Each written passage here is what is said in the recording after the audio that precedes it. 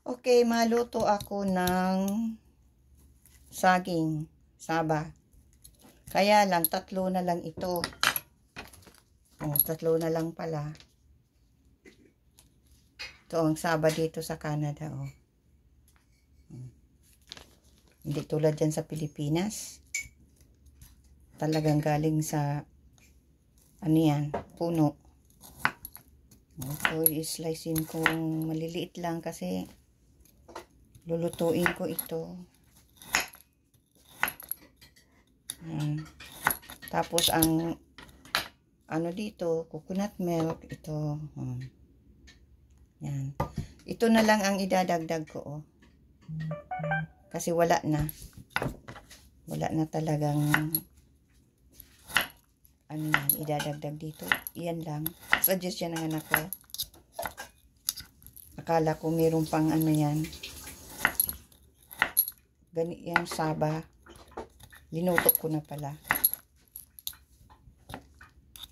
Kaya ito na lang. Ma-improvise na naman. Mahilig mag-improvise. 3 na lang ito. Sunod mabili ako ng marami. Ang mahal kaya. Ang mahal na ng ano dito, mga $4 na. Ang ganito. Bago nag-COVID, $12 lang. Almost, yeah, $2.49 siguro. Ngayon, $5 na. Sunod niyan, more than $5. Baka nga, more than $5 na kasi isang linggo na kung hindi nakapag-shopping sa, Asian store. Ilagay ko muna bago maitapon ang iba. Yan. Maraming salamat pala sa mga nag-follow sa akin at follow ko rin kayo at sa mga nag-like sa akin mga video, nag-hearts. Maraming salamat at sa mga nag-comments. Appreciate ko talaga. Ganun din ako.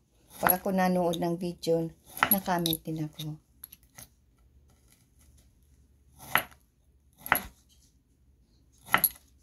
Hindi masyado ako active sa paggagawa ng mga videos. Kaunti pa lang ng followers ko, mga 700.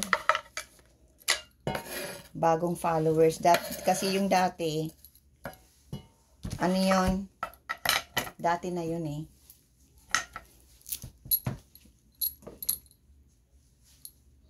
Dati ko ng followers yun. Ito na see? Sana hindi madurog ito.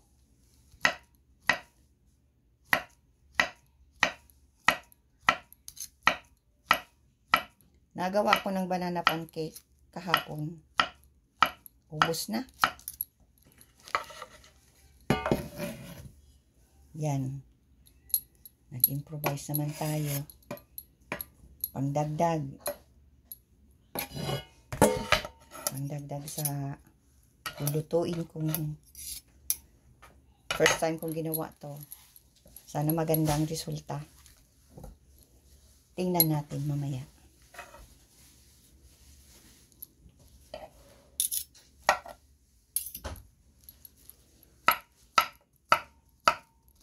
Kung hindi ito madurog.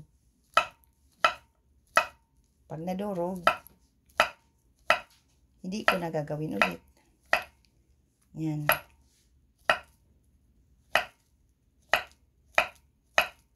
Ano na dito? Ay, alas 10 na. Maisip na naman ako kung ano ipapakain ko kay Papa.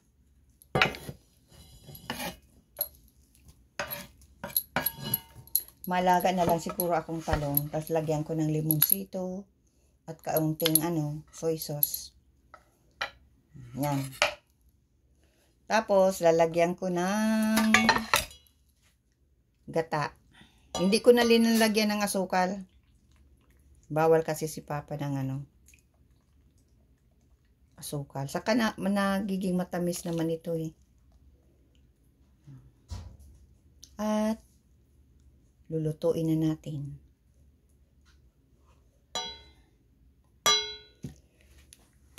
Okay. Dadalhin ko na sa stove. At ito, on ko na. Okay.